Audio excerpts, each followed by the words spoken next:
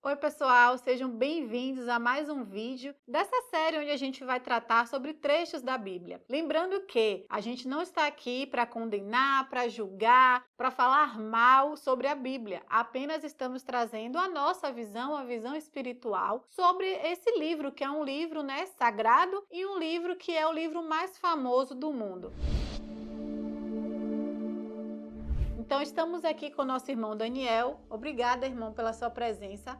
Olá, querida irmã Daisy. Eu que agradeço pela oportunidade de estar aqui. E para a gente começar, irmão, eu vou trazer um trecho aqui. Também quero falar com você que está assistindo que, mais uma vez, não vamos condenar, vamos trazer a nossa visão, qual a nossa opinião sobre esses trechos. Então, o primeiro trecho que eu vou trazer, você que está assistindo pode consultar também, é o Êxodo 22 e o Levítico 20. No Êxodo 22, tem um trecho que diz o seguinte: a feiticeira não deixarás viver. O que sacrificar aos seus deuses, não só ao seu senhor, será morto.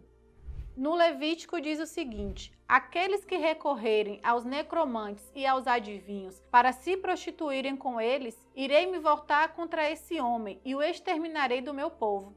O homem ou a mulher que forem necromantes ou adivinhos serão mortos, serão apedrejados e seu sangue cairá sobre eles. No resumo, para simplificar, aqui, esses trechos, a gente sabe que tem essas palavras que às vezes fica difícil de entender, mas o que quis dizer aqui? Que Deus está condenando, vai condenar as pessoas que procurarem feiticeiros, bruxos, como são chamados, e eram chamados também naquela época. Então, irmão, se a gente traz essa visão para o lado espiritual, ao meu entender, a gente está falando sobre médiuns. Pessoas que utilizam da energia espiritual, seja de magias, ou como aqueles trazem de adivinhos, na verdade seriam os videntes, nada mais é do que médiuns. Mas claro que o que eles fazem, uso com essa mediunidade é que é a questão. Porém, o que traz aqui pra gente nesses trechos, e também outros trechos da Bíblia, é que Deus vai condenar as pessoas que buscarem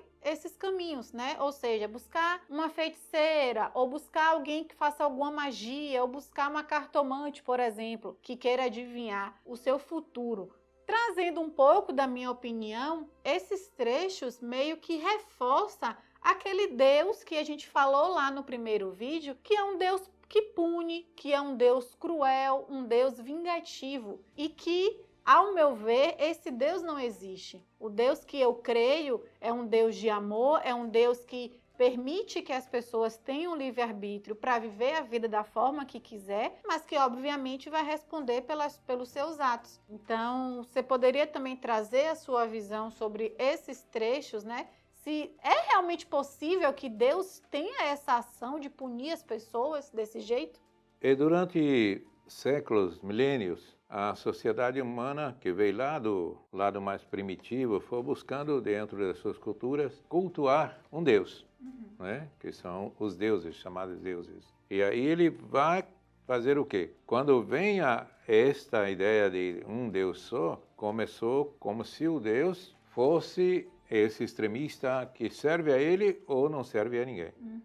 Então ele destruiria aqueles que não estivessem do lado dele. Agora vamos pensar, se Deus é todo o poder, ele precisa dizer aos seus filhos: olha, mate aquele que não está de acordo comigo, mate aquele outro que não está me vendo como seu Senhor. Deus não faria isso. Pois ele tem o poder, ele poderia dizimar toda a população terrena, porque ele ia colocar seus filhos contra o outro, não é? Para satisfazer o quê? O ego dele? Não, Deus não é isto. Deus é muito mais, né? É como se quisessem humanizar Deus, trazer Deus para a realidade humana, imperfeita. Isto confundiu muito e, por muito tempo, excluíram e mataram em nome de Deus, essas pessoas que eram perseguidas, e até hoje são perseguidas, Em muitos países, até que no país mesmo de vocês, vê esta questão perseguição religiosa, não é? E aí você vai buscar dentro disso aí. O argumento deles é que aquele que busca através da voz dos espíritos, dos mortos, seria condenado à morte, não é? Agora eu pergunto, que voz é esta que eles estão ouvindo? Eles estão ouvindo o Espírito de Deus. Deus só fala com eles? Não pode ser, não é? É preciso ter um bom senso para analisar isto e ver que você não pode querer humanizar Deus. Você tem que ter um olhar que é o Deus onipotente. Então nada é maior que Ele. Não tenha essa ideia de que se há outros deuses, vai ficar contra Ele. Não.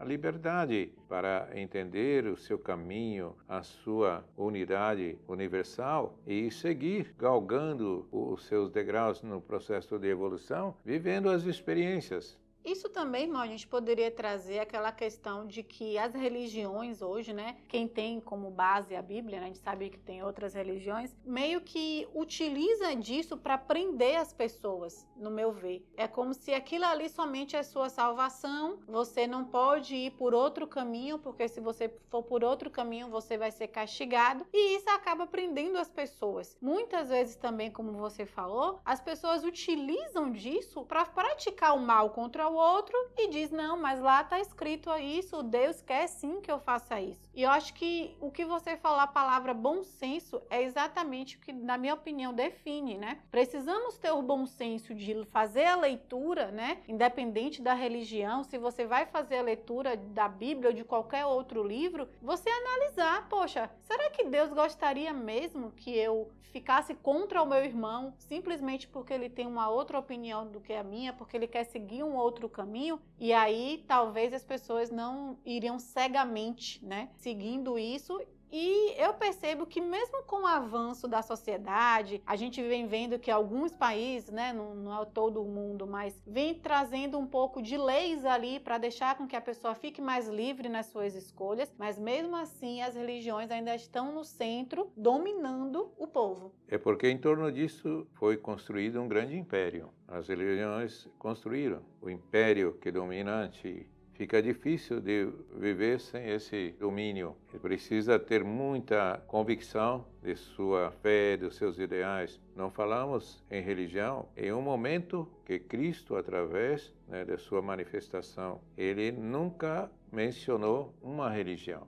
Pelo contrário, ele sempre combateu. Dizia que dentro delas havia o maior ninho de hipocrisia, de víboras, porque era esta parte dominante, pegando esses parágrafos, esses pedaços de um Velho Testamento que milhares de anos atrás e trazer para que se fosse como uma bússola de um ser que vive integralmente Deus. Matar ou morrer, mas pela causa de Deus. Isso não tem sentido, não é? Por muito tempo ainda, a humanidade vai viver sobre esse domínio.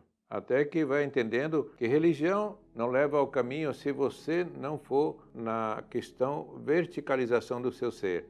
Ou seja, você mesmo falando com o seu Criador, você mesmo ouvindo as orientações, porque todos nós temos condições de fazer isto. Quando você aquieta, quando você se permite, você entra numa outra dimensão do seu ser e você pode falar com Deus. E Ele pode muito bem estar instruindo você, porque é da natureza do Pai. Não abandonar seus filhos e nem colocar um contra o outro. Não tem sentido.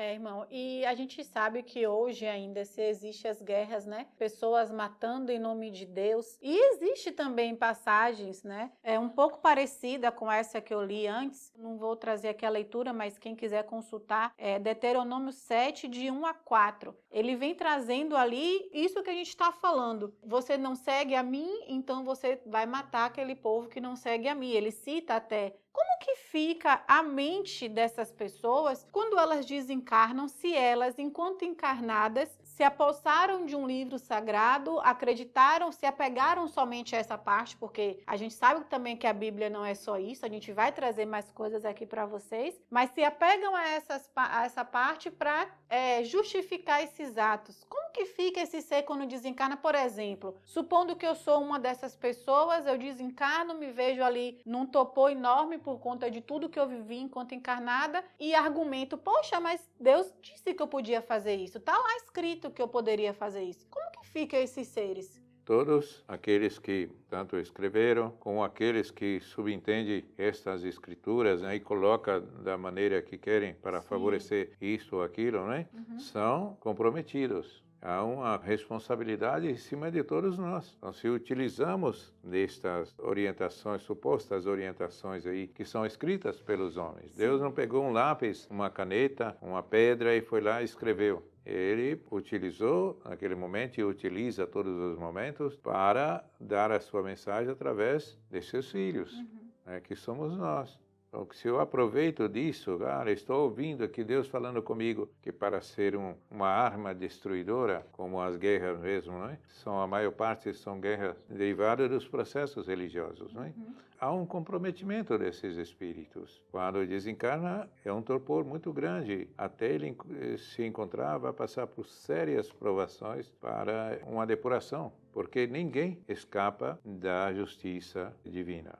O que seria? A justiça divina não é punitiva, mas a consciência do indivíduo não encaixa. Então ele tem que fazer a lição de novo, repetir quantas vezes for necessário para se depurar. Até porque a gente é tão imperfeito, né? Todo mundo aqui que está encarnado, a gente está na luta diária, né? De vencer a nós mesmos, não ao outro. Então, se Deus fosse punir assim, não ia restar ninguém. Ia acabar com a humanidade. Pelo aspecto evolutivo, a sociedade humana está vivendo um momento glorioso, onde está buscando rever valores e colocar direitos sobre as crianças, sobre as mulheres, da minoria, tudo isso, para que haja esta presença do divino. Então, como é? Vamos dizer assim, hoje se um pai espancar o filho, ele pode ir preso. E como é que Deus, o Criador, pode mandar matar? Então, não tem sentido. A humanidade está evoluindo e Deus ficou para trás? Não está evoluindo? Não tem sentido. É porque tudo isso aí, no momento, vamos dizer que foi um pouco necessário. A humanidade estava muito, aquela parte mais animalesca dos instintos dominando ali, não é? E aí precisava dar um freio em muitas coisas. E colocaram-se essas leis, né, vista pela necessidade do momento. Mas isto tem que ser revisto. Como um livro que foi escrito há milênios vai querer como se fosse o caminho de tudo. Tudo muda, tudo tem que evoluir. O próximo trecho, irmão, ele vai falar um pouco sobre a questão da mulher. A gente sabe que há muitos e muitos anos a mulher é vista como uma serviçal, digamos assim. E que com a evolução, como você veio falando, o mundo vem mudando, muitas coisas vêm evoluindo, né? Mas diz o seguinte, em Deuteronômio 21, quando saíres a peleja contra os teus inimigos e o Senhor teu Deus os entregar nas tuas mãos e tu deles levares prisioneiros, e tu, entre os presos, vir uma mulher formosa à vista e a cobiçares, tomareis como tua mulher. Então atarás para a sua casa, raspará a cabeça, cortará suas unhas e despirá o vestido do seu cativeiro. Se assentará na sua casa e se tornará sua mulher. Se não se contentares com ela, deixarás ir à sua vontade, mas de modo algum a venderás por dinheiro, nem a tratarás como escrava, pois a tens humilhado. Então, que Deus que faz essa divisão entre homem e mulher? A gente, com a visão espiritual, a gente sabe que hoje a gente está vivendo como homem, em outra encarnação a gente pode estar vindo como mulher, vivendo essa dualidade, mas um Deus, mais uma vez, que traz algo que foge do bom senso, mas que esse trecho é só mais um dos trechos que mostra o quanto a mulher ela é vista como uma serviçal do homem, uma escrava. E a gente sabe que isso vem mudando, mas eu acredito que em alguns países do mundo ainda está muito fechado nisso, onde a mulher não tem os seus direitos, né, como um homem, como qualquer pessoa, sem ter essa divisão de homem e mulher. É uma grande falha em toda essa escritura do princípio que os homens tomou para eles como voz de Deus, que foi a criação da mulher através da costela do homem. E Deus disse, você para servir ao homem, para ser uma submissa, uma serviçal do homem. E isto foi conservado durante todo o tempo, né? Que a mulher, ela, para ser submissa, até pouco tempo. Se você vê no próprio país de vocês, a mulher era tida como aquela que fica do lado, né? Se o marido estava conversando com as pessoas na sala, se entrasse uma mulher, ela era punida por aquilo, porque ela entrou na sala. E as mulheres têm enfrentado essa batalha, mas tudo por quê? Por causa da ignorância. né, que trouxe essa voz de Deus que não é a voz de Deus. Você não pode conceber que isso é a voz de Deus. Criar um ser tão sublime que vai gerar a humanidade dentro do seu ventre para depois ser escorraçada, escravizada, menosprezada e descartada a hora que queira. Deus não faria isto. Então, tudo é questão de bom senso, de consultar a própria consciência. Como Deus sacrificaria a mulher assim? Do outro lado, nós vimos, porque o Espírito ele não é nem mulher e nem homem.